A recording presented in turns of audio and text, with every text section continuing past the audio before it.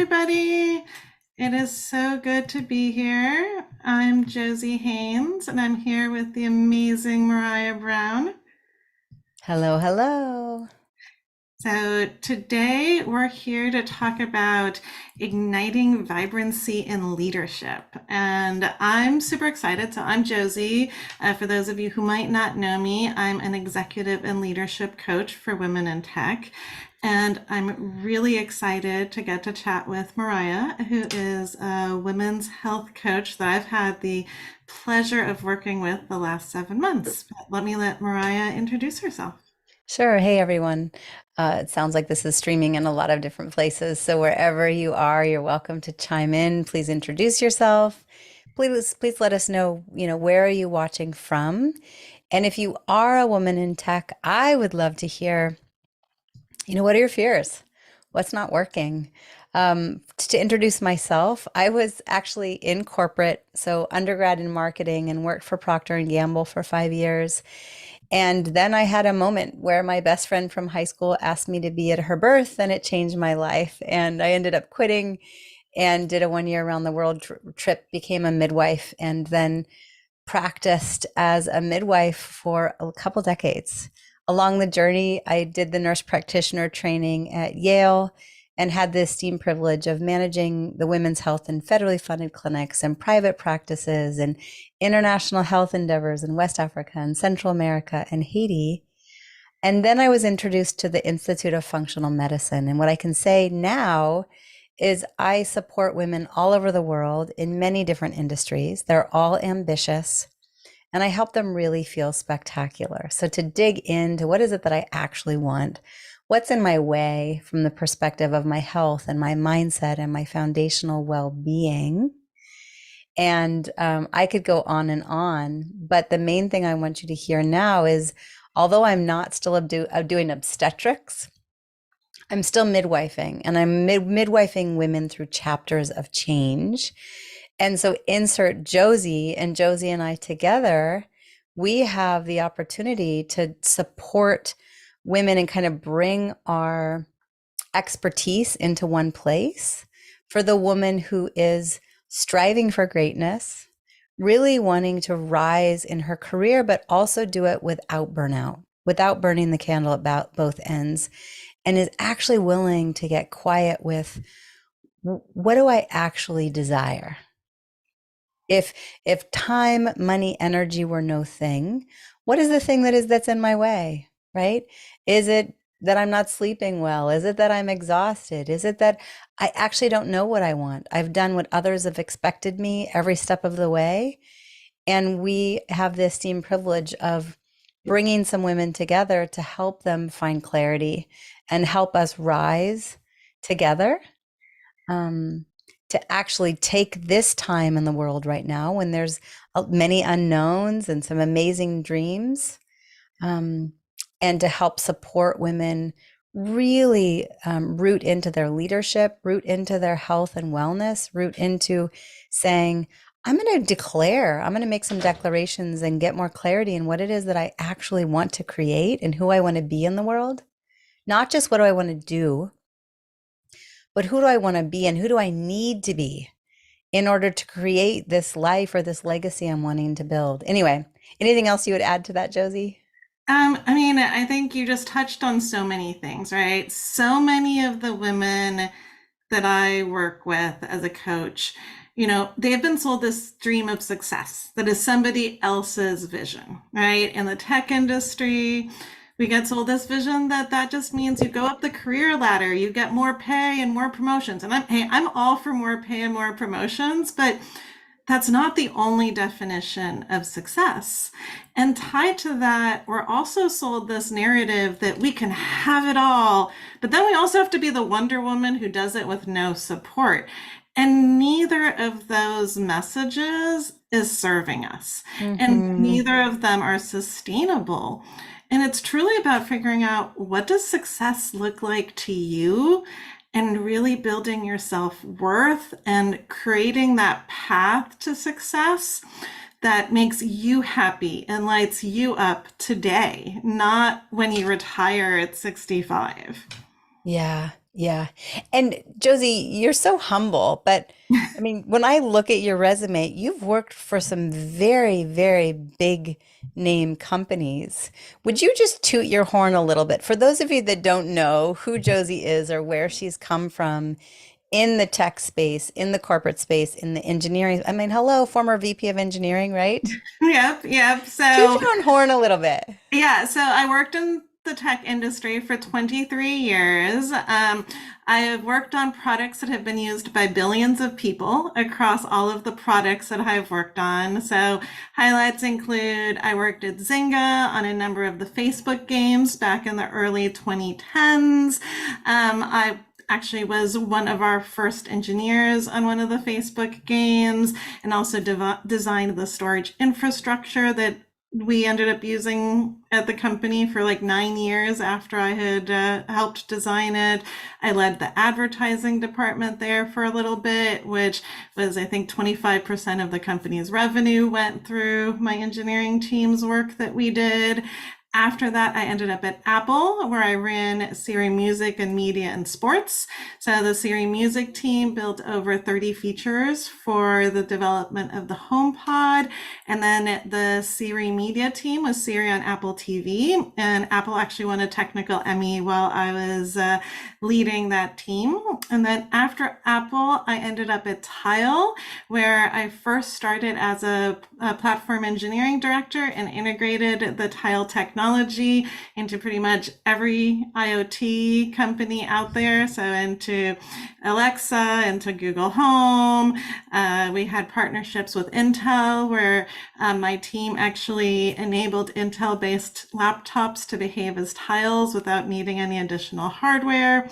And then I ended up getting my boss promoted to CTO and myself to VP of engineering by crafting that role, and ended up growing the engineering team from 29 to 55 in 4.5 months during COVID while keeping our inclusive culture. And so Wow. that's a little bit about me. Yeah, And that's like a yeah. and but I realized, like I said, I worked on products used by billions of people, but my passion was retaining women in this industry. Over 50% of women leave tech by the age of 35. And that is very sad to me because it means that then we are not designing products that fulfill the needs of women and other underrepresented minorities. And so I Mhm. realized instead of making an impact one company at a time, I could actually make a larger impact in the tech space by coaching women leaders. So I've now been doing this for a few years and it is so emotionally rewarding. I love what I do. So good to be able to um, get clarity on what if I lead from my purpose and my passion and utilize all the expertise. And so, same with me, I had run the Mhm. women's health in lots of spaces, well educated, moved online in 2020, and I have created a pinch me life. I mean, I look at some of the clients, the women I work with are all over the world now. Some of them consult for the UN and the Obama Foundation, have ginormous followings, have built 7 and 8 figure businesses, as well as early entrepreneurs. And so then we get to work together. And I'm thinking through the bullet points that you put in the description. The first one being harmonize your corporate ambitions with your values and aspirations. And so, but I think the big piece there is we have to first get clarity with what are my values? Mhm. What are my aspirations? Not, well, I'm just putting one foot in front of the other and doing what everybody has done before me or what's expected of me, particularly right now, when what I'm hearing is in the industry of tech and corporate, there is a sense of uncertainty for some. And this feels like the time that's more important than ever to dig in and go, all right, what are my values? What are my personal aspirations? And where can I potentially be before the curve Yep. in the changes that are to be anticipated? I mean, I'm so grateful I went online before the pandemic started. I had no inkling that it would start, but boy, oh boy, am I grateful that I already had an established online based business to support ambitious women with their energy, their hormones, and their libido. And so, where is there an opportunity for you to root in give yourself a break, come attend a retreat where you can spend some time now Mm-hmm. getting clarity in what are my values, what are my aspirations, so that um, if all goes well, Josie and I can help you prioritize your wellness and help you dig in so that you too, a year from now, 3 years from now, 5 years from now, can be telling your story of how you were ahead of the curve and you got clarity in your purpose so that, what did I hear you say, Josie? It's emotionally rewarding. Is that what I heard you Yes. say? Yep. Yep. To have your version of I'm making impact in the world, I'm using my expertise, I'm broadening my leadership, I'm prioritizing my wellness, and I'm doing it kind of rooting in and getting clarity with what can I do that can also be emotionally rewarding.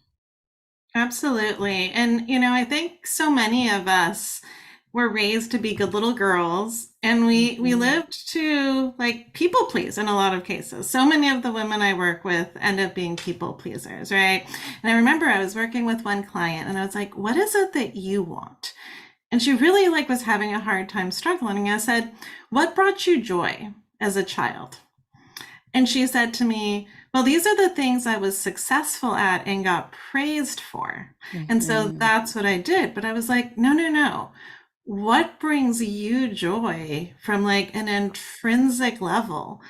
And so often we've gotten so devoid from asking ourselves these questions that we've been in a career for 20 years. And then all of a sudden we pop up and are like, what am I doing? What am Yeah, I spending my time doing?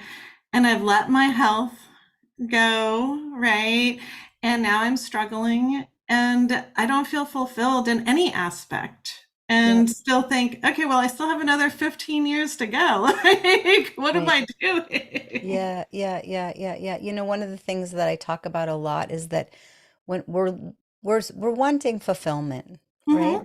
And in order to create real fulfillment, there has to be a balance in our health, our wealth, and our relationships. Hmm. And so often it's easy, particularly in American culture, to build towards wealth, build towards career. But the challenge is that you can be on a pile of gold. And if you look to your right and you look to your left and there aren't intimate relationships and you're without your health, well, what do you have? And so one of the reasons Josie and I are linking up together is to help empower women that are out there, with their machetes paving the path, right? Carrying the torch, leading the way, to also say, wait a minute, I'm going to take a pause and I'm going to root in and actually spend some time prioritizing how am I being in my relationships? How am I treating my health and my wellness? And what can it look like to integrate so that once again, we take that pause, put your own oxygen mask on before helping others. I mean, it's so cliche, but it's so valid and so true.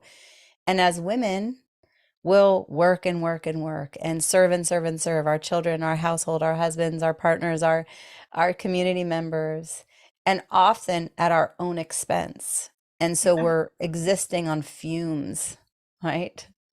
With an empty cup, so to speak. And Right. so, yep, sorry, go ahead.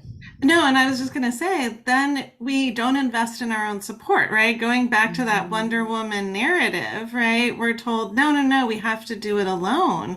But I got in the tech industry, our male counterparts are actually investing in their career growth and their Yeah. success. And so it's like we need to be investing in our support. And that doesn't just mean on the career side, right? Sometimes the conversations I have with women are, how can you get support at home? How can you hire somebody to be a gardener, to be your housekeeper, right? It is Yeah. holistic support so that you can take care of yourself and Mhm. your needs and add little wellness practices, right? I think the second thing we were going to talk about today is, right, how do you integrate wellness practices to enhance your performance and presence in the corporate world? And I Yeah. think so often it's not about throwing everything out and just trying and rebuilding everything. It's really about how do you incorporate, the little practices, right? Maraya has some great tips around, food and how to incorporate healthy eating and snacks. And I often talk about like, what are those little mindset shifts that you need, right? How can you make your meetings 25 minutes instead of 30 so you can spend 2 minutes between your meetings, like literally standing up and looking out the window and stretching and giving yourself a mindset break, right? At the beginning of the pandemic, Microsoft did a research study where they did scans of people's brains. And if you were on Zoom calls all day, every day, with no break between it, you were in fight or flight by the end of the day. Mm, Versus the people who they actually had listened to a 5-minute meditation between meetings were in the same calm space as they were at the beginning of the day. yeah, And so so it's those good. little things. Yeah, yeah. And I mean, I could talk about this stuff forever. It's prioritizing our sleep. Yes. It's making sure that we're staying well hydrated. It's making healthier food choices, even in the midst of full schedules and long hours. It's those moments. And it's also choosing me, right? For you to be able to say, I choose me. I'm going to gift myself a break to step away from the daily grind, away from the town or the city that I live in, and go create a reframe. I often say disrupt or you will be disrupted. And I would much prefer that we take um, personal initiative in choosing what the disruption looks like to go, no, no, no, I'm going to step away. I'm going to go give myself 3, 4 days to regroup and focus on my foundational wellness. And so, of course, there's going to be amazing food and there will be meditation practices. We'll integrate. I would love, while everybody's here, teach everybody about adaptogens and drinking adaptogen elixirs, which are little things that you can do throughout any day to help our body be in that safe space. So rather than fight, flight, freeze, or fawn, for your foundational nervous system to be stable, cool, collected, calm, because you're a better version.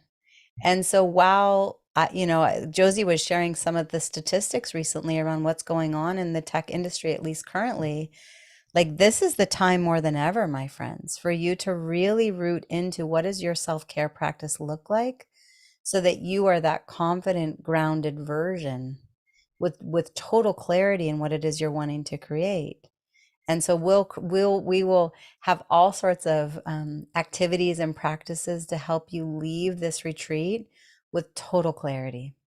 Yeah, and Mhm. Mariah keeps mentioning the retreat, so I figure we could provide some more information about that. So I'm really excited. Mariah and I actually ended up getting together down here in San Jose in December, and we were like, this is such an amazing opportunity to combine like both of our superpowers and really help women thrive.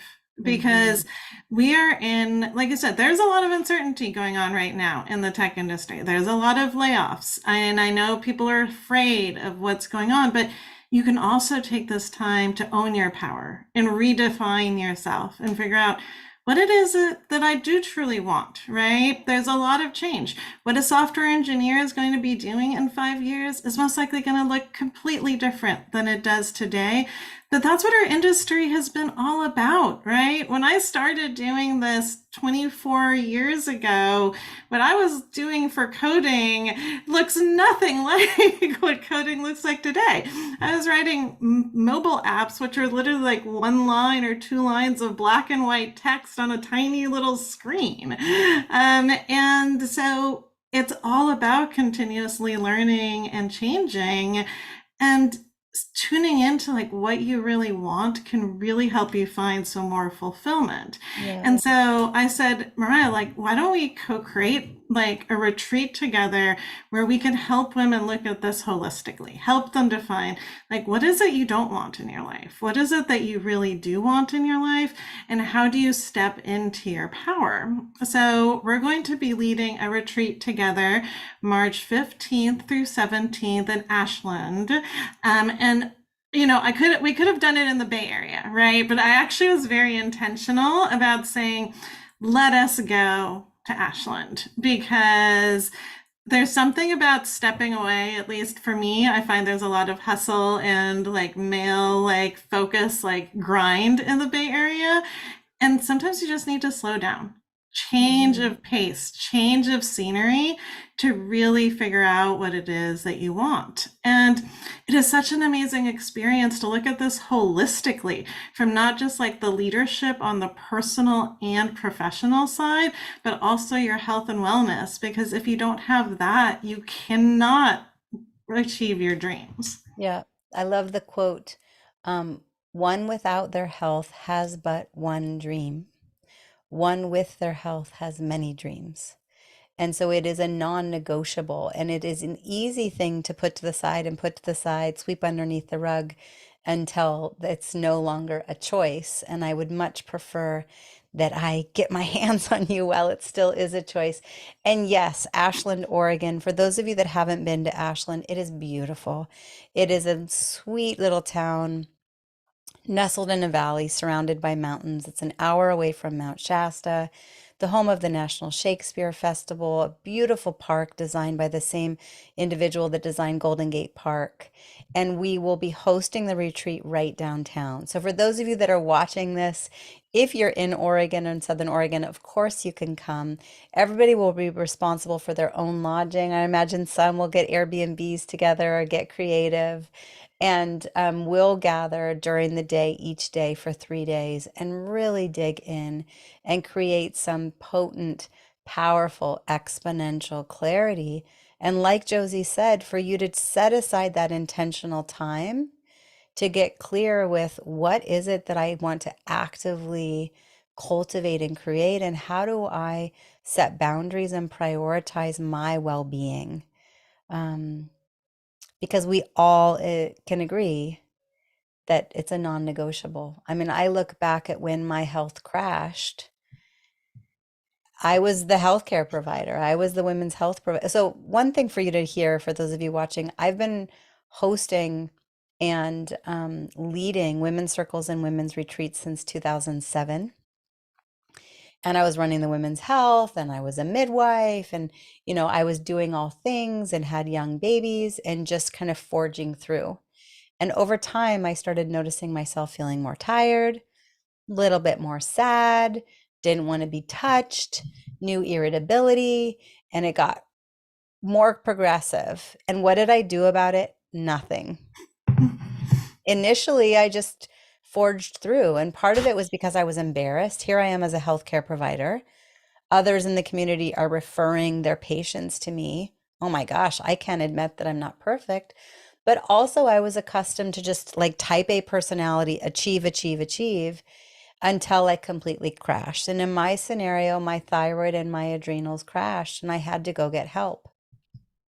And wow, what a difference when I did receive help. And that's how I was introduced to functional medicine. And then fast forward now, what is it, 9 years later?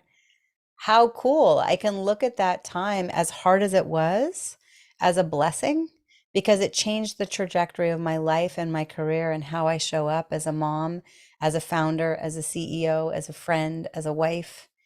And so my hope is that each and every one of you will be able to say, yeah, I'm going to prioritize myself. I'm going to dig in. I'm going to get really honest with the brinking on burnout aspects that are already real for me.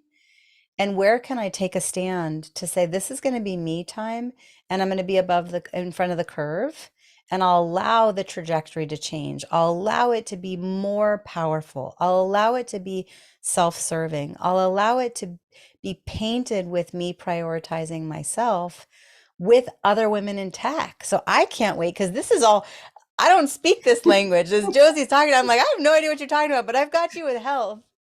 And so to bring together women that are share these the industry and can collaborate and learn from one another, not competitive, but actually find ways to support one another and lift one another up, we're creating a very unique container here that will be real and raw and expansive and supportive. And I just can't wait. Often the retreats, I mean, I still hear from women a year later, 2 years later, that are going, that retreat literally changed the trajectory of the rest of my life. I had these aha moments, and here's the pivot that it took, and here's how my marriage is different, and here's how my experience in my body is different. Whatever it may be, I just can't wait to see who says yes and continue to support you along your journey. Yeah, I'm so excited. I think it's an amazing opportunity to really step in, right? And I think, the last topic I said we were going to touch on today is really that maintaining that energy, motivation, and inspiration. And I think one of the things that's so often, right, like you said, we're type A, we're like, how much can we get done in a day, right? And we get sold again this idea that productivity means you have to get up at 5 a.m. and like start your day there. But so much more is if you take a step back and look at your own personal energy management, right? When are you most alive? And prioritizing your time there and realizing, can you craft your schedule so that you can look at, hey, this is when I have the most energy. Let me spend that being my creative time. It doesn't mean I have to start every morning. Like, hey, if you're a morning person and like that's when your creativity is, like start your morning with creating space for I'm that. not. I'm not. That's not me. Like I realized like I am most productive on a creative sense between like 4 and 7. And I learned this back in like 2005 when that was like my productive coding time. And I kind of just ignored it for many, many years until I started my own business. And I was like, wait, like look back at when you were actually really enjoying coding and it was between the hours of 5 and 8, and is that your productivity time, Totally. right? And Totally. so I think that's such an important part of the energy management. And like you said, we also are living in a lot of uncertainty, so taking the time to build resilience, have a gratitude practice, and really learning how to adapt to change and uncertainty is crucial. And these are all things that we can talk about at the retreat to ensure that you're creating that, again, that holistic life that really serves you to create like your vibrant life for success. Yeah, it's so true. And then, I can dig into some specifics around hydration and nutrition and personalized supplementation to really enhance your energy and motivation, as well as hormonal well-being, and help women understand the hormones that are at play and what we can do to optimize them. But then also from an inspirational perspective, I mean, Einstein let us know that time is relative, right? It can be created, it can be destroyed. And there's a reason why you can do one thing and it feels like time's gone by in a flash, and you can do something else that's only a minute long and it feels like a lifetime, right? So how do we really saturate and enhance our experience of time? I think one of the best ways to do it is to come from a place of feeling inspired, to shift our mindset into an attitude of gratitude, seeing the glass as half full, filling up our own cup. And so all of that takes place in the midst of 3 powerfully packed days for you to really get clarity. And how do I shift my self-care?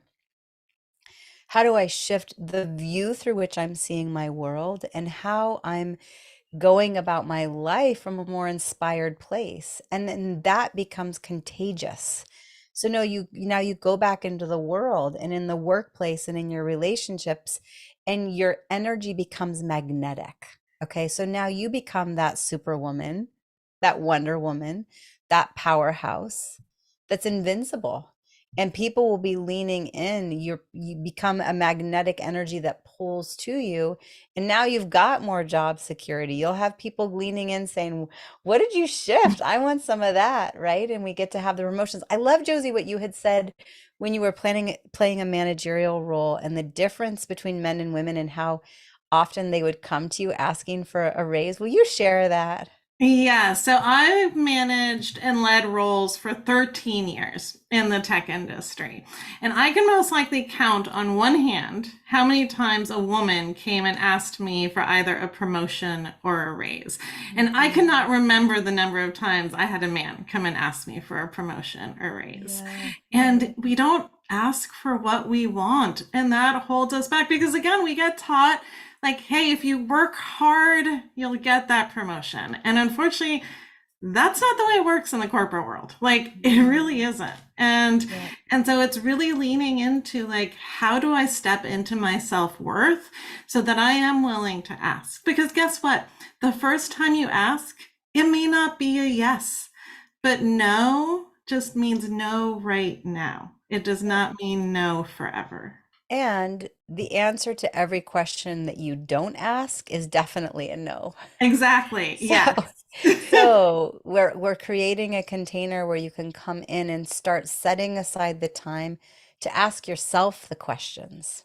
What is it that I actually want? And to build up those internal reservoirs, the internal confidence, the internal power, so that and you can leave and actually ask the questions, actually stand up for what it is that you're longing for and actively create it. Um, I'm thinking anything else we want to share details about the retreat. We can put the link in the chat. Yep. You're welcome to reach out to Josie or reach out to me if you have questions, if you're leaning in. We're going to cap it at 20 women. So this is not ginormous, it's intimate. And it's in a beautiful space, in a beautiful town, and a beautiful opportunity for you to say, I'm taking a stand.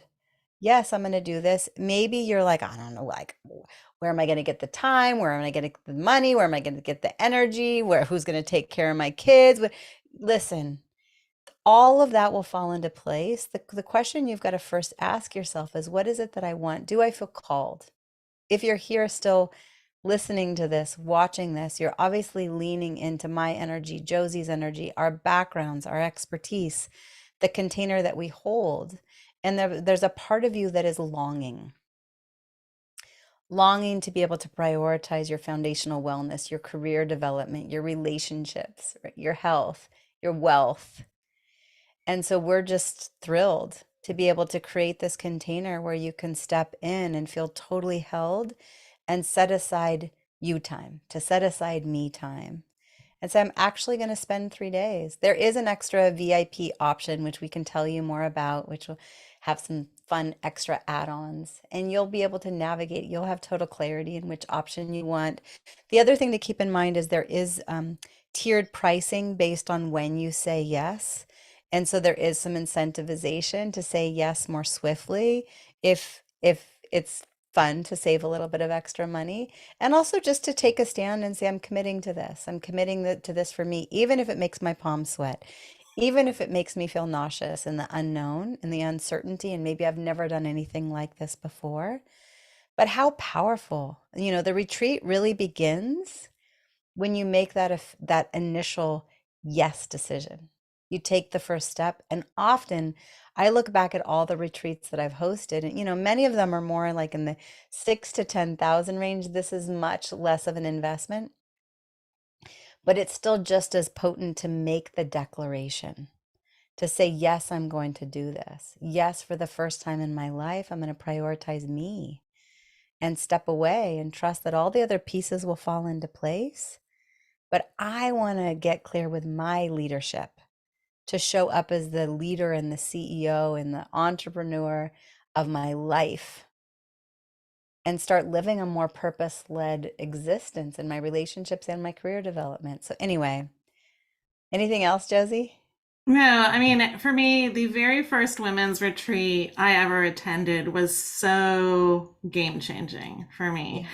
And I had no idea, right? I think especially for us in the tech industry, we're in a very male dominated world. And if you've never done a women's retreat, I just want to share there's just so much power.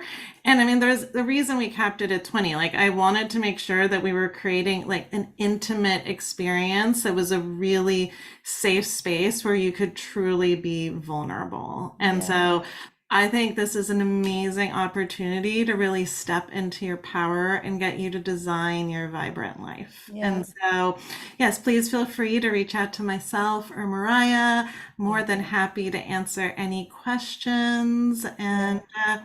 we would love to see you all there. And so, thank Yeah. you so much. If you're still listening, thank you so much for tuning in. And we'll toss the links into the chat in a minute here. All right. Look All forward to right. chatting and look forward to meeting Bye, you. everybody.